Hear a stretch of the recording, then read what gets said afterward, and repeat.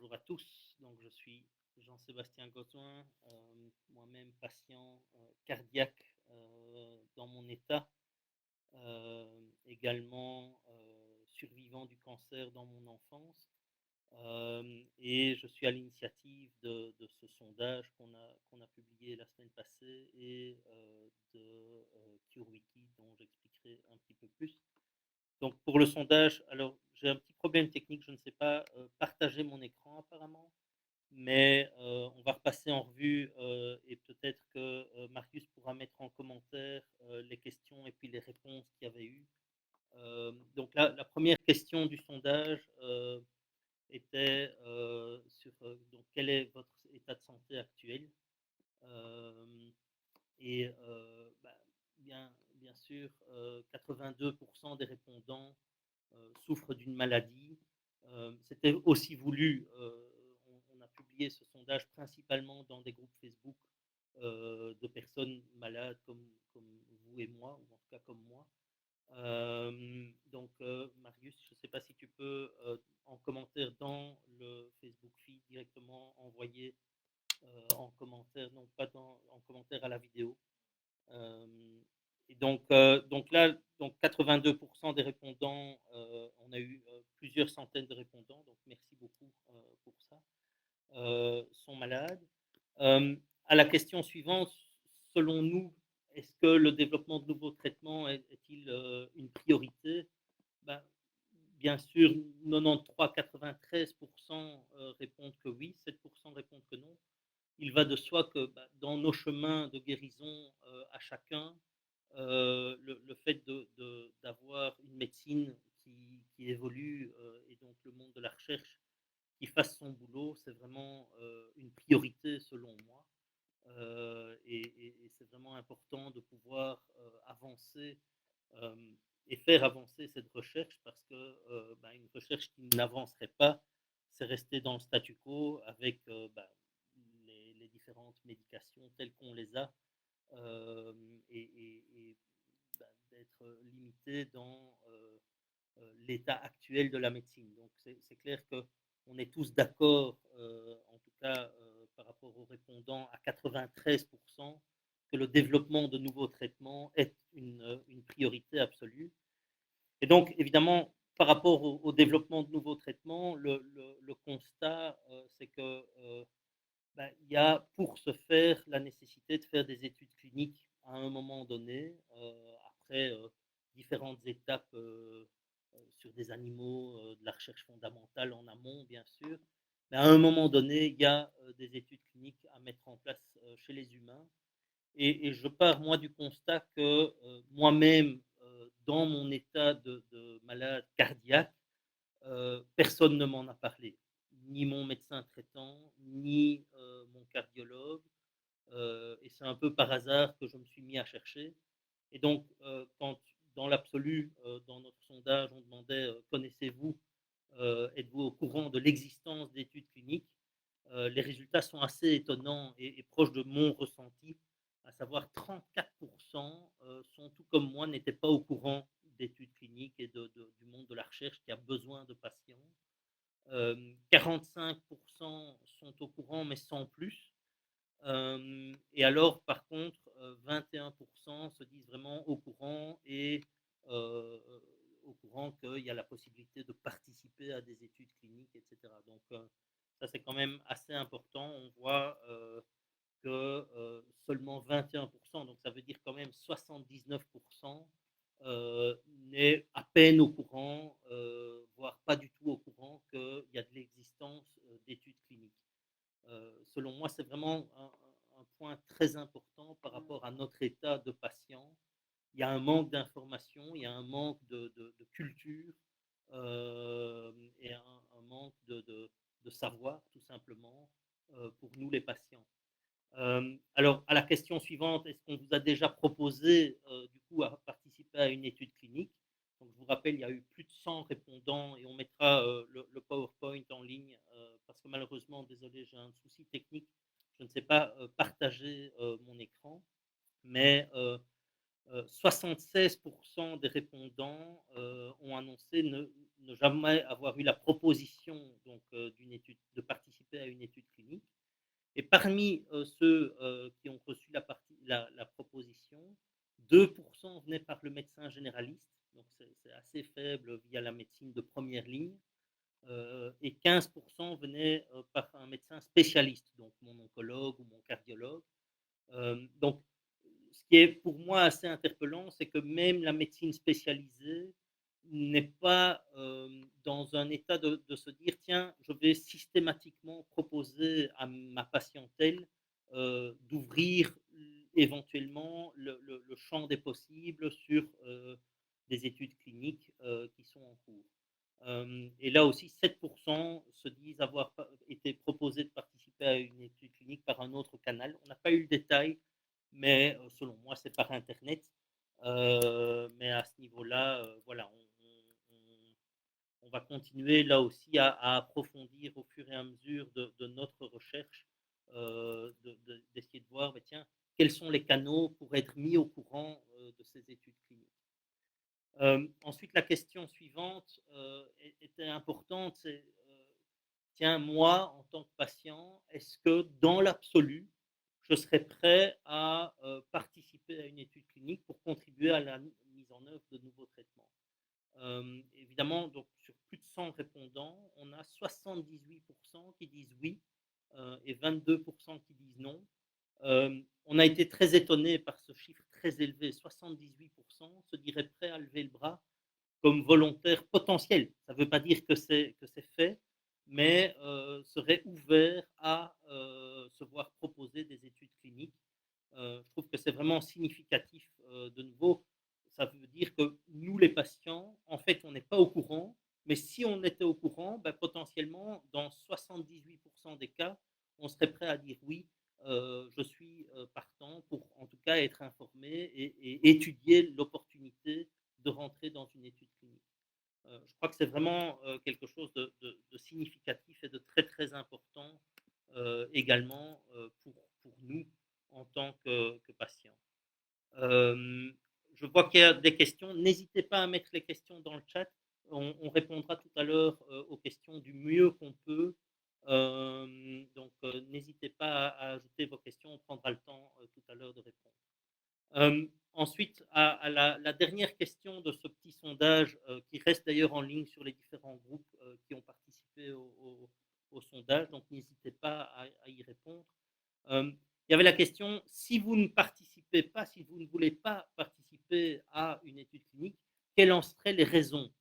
Et là, on a juste listé, on n'a pas eu tellement de réponses que ça, vu qu'il y a, comme je le disais, 78% des répondants qui se disent prêts à participer à une étude. Mais parmi ceux qui ont dit non, il y a eu quelques réponses intéressantes. Et ce qui ressort le plus, c'est la peur. J'ai peur des risques. Je suis déjà en mauvaise santé. Est-ce que ça ne va pas aggraver mon état? J'ai peur des effets indésirables, voire irréversibles.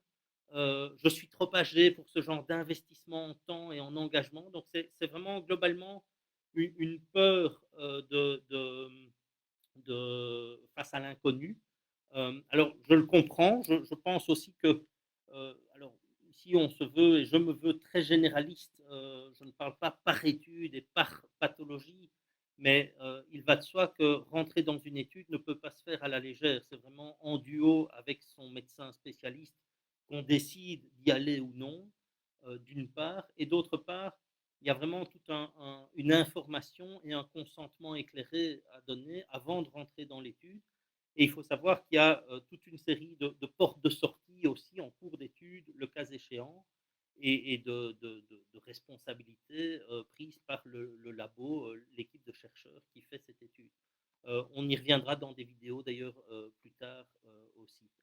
Sinon, dans les autres raisons, outre la peur, il y avait l'aspect important qui ressort, mon médecin ne me propose rien. C'est un peu comme moi, mon cardiologue, mais aussi mon médecin traitant, ne m'ont jamais parlé de l'opportunité d'études cliniques. Je ne sais pas si vous, c'est le cas aussi, mais le constat, c'est que malheureusement, les médecines de première ligne et même les médecins spécialisés sont dans un timing assez serré, hein. Ils voient des patients toutes les 20 minutes, parfois toutes les heures pour des médecins spécialisés. Mais, et puis souvent, même par exemple en oncologie ou des choses comme ça, quand on rentre dans un protocole, on ne se pose pas trop la question et on suit ce qui a été proposé. Mais voilà, il y a peut-être d'autres opportunités. Et de nouveau, l'objectif n'est pas de se forcer à faire une étude clinique. L'objectif, selon moi, c'est à minima d'être au courant en tant que patient des opportunités qu'il y a pour pouvoir faire une décision libre et éclairée. Je crois que c'est vraiment ça qui est important. Il y avait un dernier point qui est un point vrai, c'est je ne serais pas prêt à être volontaire parce que je participe déjà à une étude. Donc là, c'est quelqu'un qui répondait ne pas pouvoir être volontaire parce que tout simplement, étant déjà dans un processus d'étude, c'est très intéressant aussi et c'est vrai qu'il faut savoir que ben, le fait de participer à une étude ferme des portes par rapport à d'autres opportunités et des choses comme ça. Il y a des conditions, il faut le savoir. Et donc voilà un petit peu les 5 questions qu'on posait. De nouveau, vous avez été plus de 100 personnes à répondre en moins d'une semaine à ces questions. On va continuer à faire cette recherche, on va continuer à laisser les patients s'exprimer. Et je voudrais peut-être maintenant vous partager, donc de nouveau, n'hésitez pas à mettre en commentaire les questions que vous avez, j'y répondrai tout à l'heure. J'ai mon équipe de choc ici qui m'aide, Pauline et Marius, et qui pourront me lister les quelques questions qui reviennent souvent. Mais laissez-moi peut-être passer sur 2, 3 points des constats que moi je fais de où en est la médecine et comment est-ce qu'on pourrait, nous, patients, avoir un rôle. D'abord, si je regroupe toutes les difficultés que nous avons, nous, en tant que patients, ce que je vois, moi, c'est justement un manque de sensibilisation. Il n'y a pas de campagne d'information, il n'y a pas d'information systématique vers les patients sur ce qui existe, les pistes, les opportunités. Et donc ça, c'est pour moi un manquement de l'État, c'est un manquement de la médecine générale, c'est qu'on ne prend pas le temps de mettre en valeur les équipes de recherche. Il y a des centaines, des milliers de labos qui cherchent des solutions tous les jours. Euh, et nous, patients, eh ben, on peut contribuer à ce mouvement de recherche contre les maladies, quelles qu'elles soient. Et là, le constat, c'est qu'il y a un manque de sensibilisation. L'autre point, c'est la friction de l'information, je dirais. C'est-à-dire que je constate que souvent, l'information est complètement morcelée. Je ne sais pas si vous avez déjà remarqué ça, mais si vous posez la question, ben, pour peu que votre médecin spécialiste y croit ou n'y croit pas, il va un petit peu aborder le sujet ou bien balayer le sujet d'un revers de la main. Pour peu que vous soyez dans tel réseau d'hôpitaux ou dans tel autre réseau, ben, vous allez peut-être être mis au courant de 2, 3 études qui ont lieu dans le réseau dont fait partie votre spécialiste, mais pas de ce qui se passe dans l'hôpital d'à côté. Donc il y a une espèce de guerre de clochers. Il y a également ces obstacles au niveau de la première ligne médicale où en tant que médecin, ben, je suis dans un rythme quelque part effréné. Hein. Toutes les 20 minutes, je vois un nouveau patient. C'est compliqué d'aller au fond des choses, d'autant plus que le quatrième point, et de nouveau mettez les points en commentaire sur les difficultés rencontrées, Marius et Pauline. Euh, le processus est lent et compliqué. On le constate aussi. C'est vraiment un processus rentré dans une étude, ça prend du temps. Et c'est vrai que pour un médecin, parfois, c'est un peu décourageant pour un patient de devoir faire 27 dossiers de candidature pour peut-être aucun résultat de rentrer dans une étude. Et ça, pour chaque patient, donc c'est extrêmement compliqué.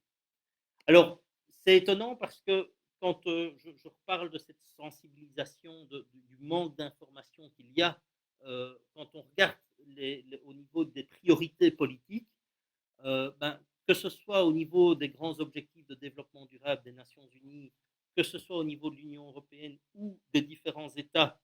Alors moi je suis belge, mais il y a beaucoup de Français qui nous suivent aussi. Mais en tout cas en Belgique, les études cliniques et la priorité, l'accélération d'études cliniques pour faire avancer la recherche sont dans l'accord de gouvernement actuel. Au niveau européen, il y a un programme qui s'appelle ACT-EU, qui a pour but d'accélérer la recherche et l'accès à des études cliniques. Et quand on regarde les goals, les objectifs du développement durable, on voit que le troisième objectif, c'est la bonne santé pour tous. Et le 10e objectif, c'est de diminuer les inégalités. On voit aussi quand même qu'il y a énormément d'inégalités justement sur l'information. Pour peu qu'on soit chez le bon médecin qui est au courant, on va être aidé, mais pour peu qu'on soit chez un médecin qui n'y croit pas, eh bien, on ne sera pas aidé. Donc ça, c'est quelque chose d'important. Et ça, malgré le fait que quand on regarde les équipes qui sont en cours de recherche, plus de 20 000 études cliniques sont en cours de recrutement au jour d'aujourd'hui dans toutes les maladies et pathologies qu'on peut imaginer. Et ce, par exemple, en France, il y a 7 452 études en cours de recrutement aujourd'hui. En Belgique, 2037 études sont en train de chercher des patients pour différentes pathologies de nouveau aujourd'hui. En Suisse, 1627 études. Donc, il y a un vrai mouvement porté par les équipes de recherche. Il y a des études, il y a plus de 10 000 études rien que pour les francophones en Europe. Donc, si je compte nos amis suisses avec nous, en Belgique francophone et en France, on est à plus de 10 000 études qui sont en cours de recrutement au jour d'aujourd'hui. Donc c'est quand même quelque chose d'assez interpellant, c'est qu'il y a des études et pourtant, nous les patients, on n'est même pas au courant, ou en tout cas pas assez au courant. Alors je me suis posé la question, comment ça se fait? Qu'est-ce qui fait que je ne sois pas mis au courant? Moi je suis cardiaque. En Belgique, il y a plus ou moins 67 études en cours de recrutement qui cherchent des patients en cardiologie et je suis au courant de rien. En fait, le constat, c'est qu'aujourd'hui, le monde de la recherche travaille par étude et par besoin temporel d'une étude. Donc, si une étude concerne les cardiaques, eh bien, ils vont se mettre maintenant à chercher 180 cardiaques pour les besoins de cette étude. Et ils vont téléphoner aux hôpitaux en disant, tu n'aurais pas une dizaine de cardiaques pour moi parce que j'ai besoin de 180 cardiaques maintenant dans les 6 mois qui viennent. Et donc, ça crée un espèce de push euh, du labo vers les hôpitaux de allez, j'ai besoin de 180 cardiaques. Et puis le labo suivant, j'ai besoin de 147 cancers du sein. Et puis le suivant, et le suivant, et le suivant. Et donc il y a beaucoup de demandes qui viennent vraiment chaque fois de chaque petit labo indépendamment et qui sont bombardés vers les patients qui, au petit bonheur de la chance, sont au bon endroit au bon moment. Et donc, mon idée de ce qui serait idéal comme situation, c'est de remettre le patient au centre et d'avoir une espèce de plateforme où nous, les patients, on puisse, quel que soit le timing du labo ou de l'étude, nous se dire, voilà, moi je suis volontaire dans l'absolu pour des études cliniques et s'il y avait une étude qui pourrait me convenir, eh bien, je suis ouvert à être mis au courant.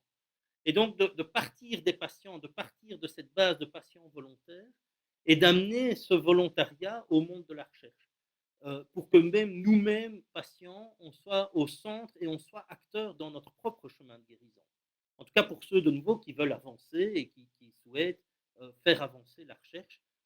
Tout le monde ne le souhaite pas nécessairement, mais de nouveau, comme je le disais tout à l'heure, j'étais très surpris de voir que 78% des répondants à notre sondage se disent prêts à participer à une étude clinique. Donc, il y a une vraie volonté de nous, les patients. Nous sommes partants, mais on ne sait pas par où commencer.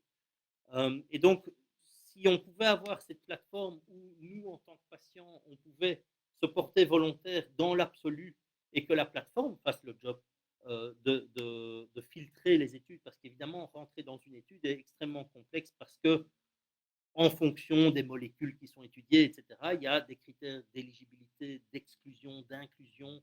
Donc, par exemple, moi, en tant que cardiaque, il y a certaines études qui ne pourraient pas me convenir parce qu'il y a un critère d'exclusion où on ne peut pas avoir le diabète en plus d'être cardiaque pour les besoins spécifiques de cette étude-là. Il se fait que je n'ai pas le diabète, mais par exemple, dans mon cas, je pourrais rentrer dans cette étude, mais d'autres personnes sont cardiaques et diabétiques et ne pourraient donc pas rentrer dans certaines études.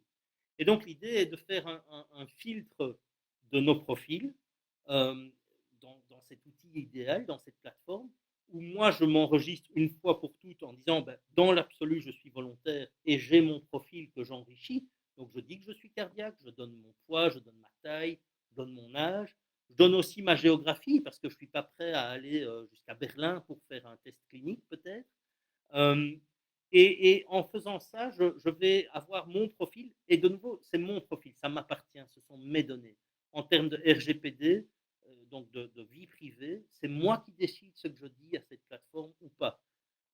Et évidemment, je peux décider ou non d'enrichir mon profil au fur et à mesure des questions supplémentaires qui viendraient, justement, qui sont des questions qui permettent de vérifier les critères d'éligibilité de chaque étude qui pourrait me correspondre. Et à l'inverse, du côté du monde de la recherche, ben, idéalement, je pourrais alors voir justement les différentes opportunités de patients volontaires qui collent à mes critères que j'ai définis en tant que chercheur. Et ça permettrait de pouvoir voir ben, justement vers où on va, etc. Voilà un petit peu ma vision. Alors, je l'ai mis en place avec une équipe. Ça s'appelle curewiki.health, vous pouvez voir. Dites-nous ce que vous en pensez. On vient de lancer cette plateforme. Et donc, l'idée, c'est vraiment de créer ce vivier de patients volontaires et d'affiner pour les patients la recherche d'études qui pourraient me correspondre et pour les études, les patients qui pourraient correspondre pour que tout le monde gagne du temps dans cette course contre la montre, contre cette fichue maladie qu'on a les uns et les autres. Voilà, je vais en rester là. Je ne sais pas si vous avez des questions, des remarques, n'hésitez pas à le mettre en commentaire dans cette vidéo. Je vois qu'il y a oui, il y a Nadine qui nous dit quand je vais à mon hôpital, il n'y a jamais d'études qui me correspondent. Euh, c'est exactement le point que je disais, c'est que souvent, ben, un hôpital n'est au courant que de ses propres études, mais peut-être qu'à l'hôpital d'à côté, il y a quelque chose. Et je trouve ça très lourd en tant que patient de devoir, moi, faire le tour de toutes les crèmeries, si j'ose dire, aller moi-même toquer à la porte de chaque hôpital, de chaque médecin spécialisé, c'est juste pas viable. Et donc, c'est pour ça que je pense que ce manque d'information et ce manque d'exhaustivité est très difficile à porter en tant que patient. Et si on peut laisser une plateforme le faire en partie pour nous, est-ce que ça ne peut pas être une partie de la solution pour déjà, en tout cas, avoir un filtre qui permet alors à mon duo médecin-cardiologue dans mon cas, d'avoir peut-être 4-5 études potentielles qui peuvent contribuer à m'aider moi, personnellement d'abord, mais aussi à faire avancer la médecine dans l'absolu. Je ne sais pas s'il y a d'autres commentaires ou remarques. En tout cas, merci mille fois d'avoir écouté, d'avoir suivi jusque-là. N'hésitez pas à nous poser des questions. On est en pleine création de cette plateforme de mise en valeur des patients d'abord et de permettre l'exhaustivité et la transparence des études qu'il y a. Euh, alors, je vois Sarah qui nous dit je m'inscris et quoi après. Alors, c'est une très bonne question, Sarah. Merci pour ça. En fait, c'est le tout début. On est à quelques centaines d'inscrits là, donc vous êtes vraiment les premiers. Merci d'ailleurs pour ça. Alors, par rapport à ça, on est nous-mêmes en train de nourrir l'algorithme qui va permettre de faire ces fameux filtres. Donc aujourd'hui, c'est vrai qu'on a besoin d'une masse critique. On devrait arriver à 1000 patients pour bien faire, pour que cet algorithme puisse commencer à travailler correctement. D'ailleurs, attendez-vous la semaine prochaine, les premiers inscrits, je vais vous proposer un appel personnel avec moi parce que je tiens à vous écouter chacun pour vraiment voir et comprendre et être sûr que ce qu'on est en train de développer aille dans le bon sens. Et donc, Sarah, un petit peu de patience. Donc, oui, aujourd'hui, on s'inscrit, on crée son profil et tous les profils qui sont créés nous permettent, nous, de commencer à nourrir notre algorithme. Cet algorithme, bien sûr, le but de cette exhaustivité, c'est d'automatiser le processus de recherche d'études cliniques pour nous, les patients. Et l'idée, attendez-vous dans les semaines qui viennent et oui, les semaines qui viennent d'avoir au fur et à mesure soit des questions supplémentaires. Donc, Sarah, il est possible que par rapport à votre maladie, et de nouveau, on ne va pas en parler spécifiquement par rapport à votre maladie, il y ait par exemple pour certaines études potentiellement qui pourraient vous convenir, des questions supplémentaires qui vont apparaître. Par exemple, ben, tiens, par rapport à telle maladie, l'exemple que je donnais tout à l'heure, un cardiaque ne pourrait pas être diabétique en plus pour cette maladie spécifique. Et donc là, on voit comment on voit si petit à petit, justement, vous allez devoir répondre à des questions supplémentaires. Voilà, j'espère que ça vous aide, Sarah. En tout cas, n'hésitez pas, et dès la semaine prochaine, on vous enverra l'opportunité de parler avec moi. Vous voyez, Audrey, euh, il existe donc pourquoi lorsque le médecin ne trouve pas de suite à notre maladie, alors il met ça sur le psychologique. Oui, alors donc ça aussi, de nouveau, je dirais qu'il faut les médecins font de leur mieux. Et c'est clair que de nouveau, le monde de la recherche, il y a énormément de recherches en cours, mais les maladies rares ont ça de difficile, c'est que souvent, les patients et leurs médecins de première ligne, que ce soit le spécialiste de première ligne ou le médecin traitant de première ligne, ne sont même pas au courant que le patient a cette maladie rare. Donc le fait de détecter une maladie rare est souvent le problème en amont.